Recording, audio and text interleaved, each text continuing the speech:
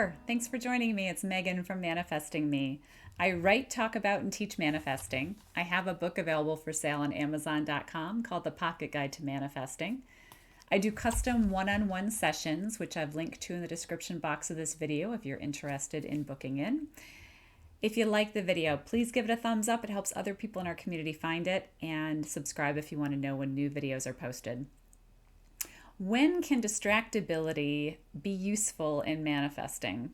Distractions, they're all around. Normally, I would say that trying to maintain peace in our environment, peace in our mind, trying to stay centered and grounded, all wonderful things. I highly recommend them as far as having a strong foundation for manifesting and being aware of our energy and where we are.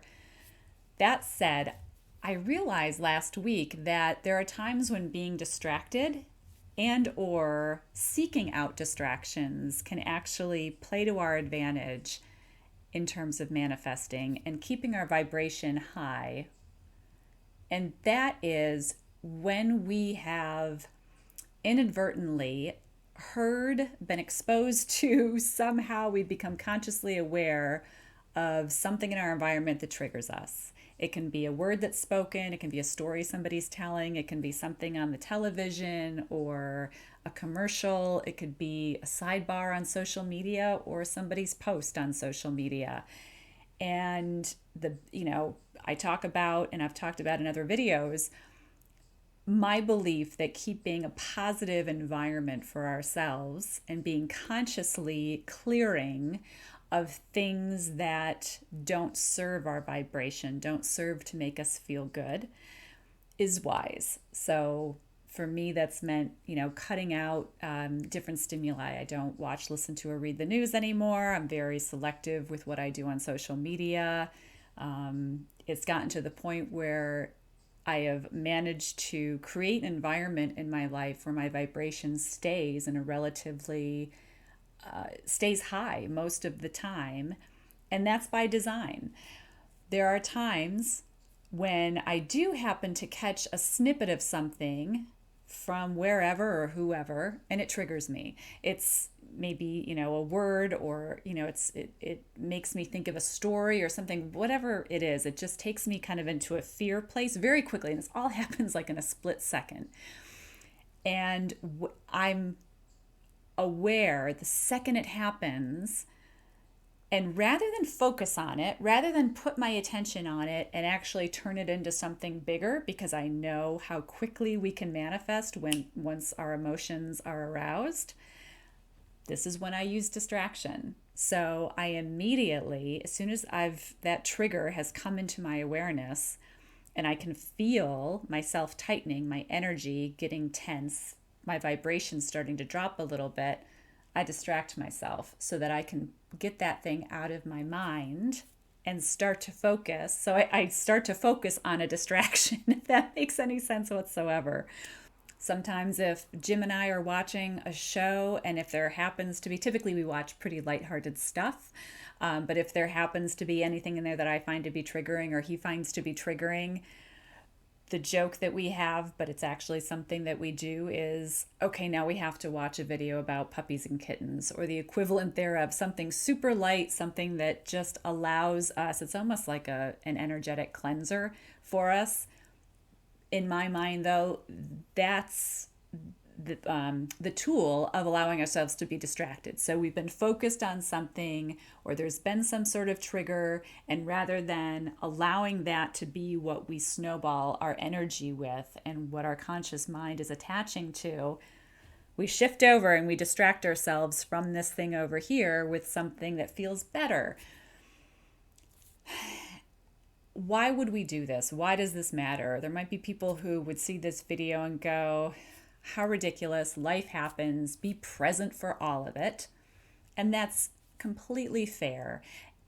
I know myself well enough to know when I feel good and what makes me feel good, and when I feel more down and what makes me feel down.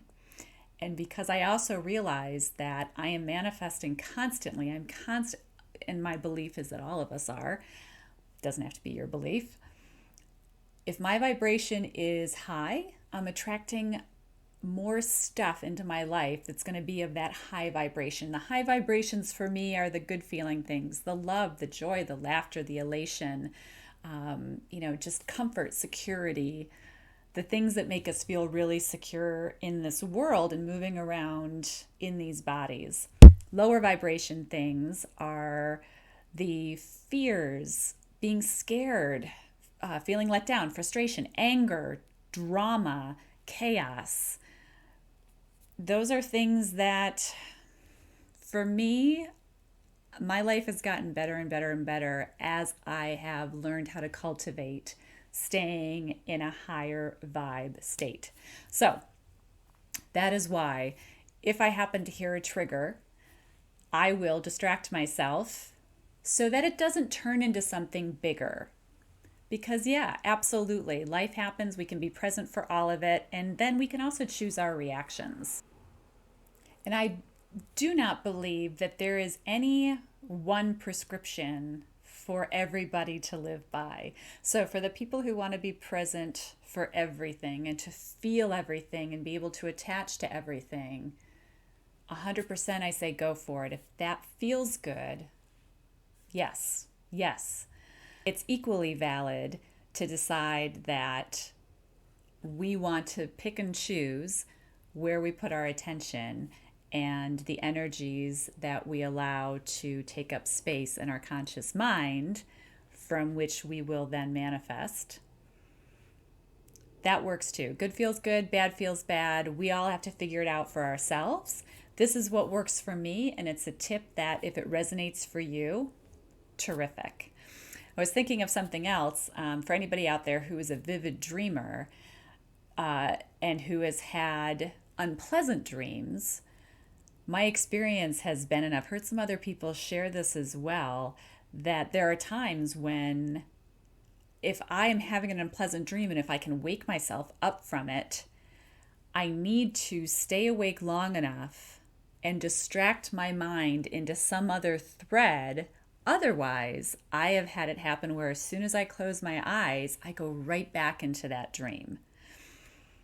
That has been handy when it's been a dream that I've loved, but on those, like I said, when it's been a dream that hasn't felt good and it's been borderline nightmarish, those are the dreams that I want to wake myself up from and distract my mind enough and long enough so that when I close my eyes again, I'm going into a different scenario, a different world, a different dream state. And there are those people who would say that walking around in this world, in these lives, is a waking dream. So it's all one big dream anyway. We'll save that topic for some other day. That's what I have for you. I'm so glad you were here. And hey, again, if you like the video, thumbs up, helps other people find it. We're slowly starting to build a community here. And subscribe if you want to know when new videos are posted. In the meantime, I'm wishing you always happy manifesting.